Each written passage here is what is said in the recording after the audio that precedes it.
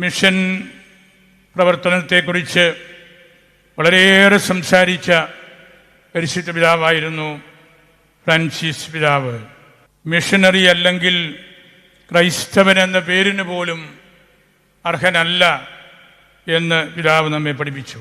ഇപ്പോഴത്തെ പരിശുദ്ധ പിതാവ് ലിയോ 14 അതുപോലെ തന്നെ മിഷൻ ദൗത്യത്തെക്കുറിച്ച് ഈ ചുരുങ്ങിയ ദിവസത്തിനുള്ളിൽ തന്നെ പലതവണ നമ്മെ പഠിപ്പിച്ചു.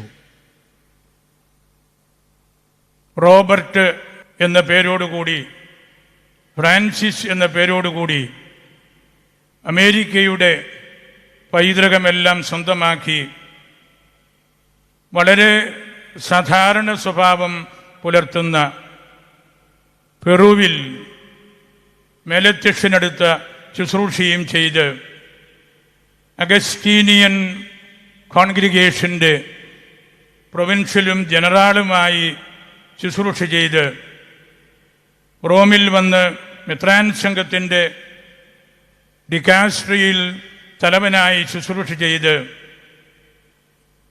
ഇന്ന് റോമിലെ പരിശുദ്ധ സിംഹാസനത്തിൽ സിംഹമായിട്ട് ലിയോ ആയിട്ട് ഇരിക്കുകയാണ്.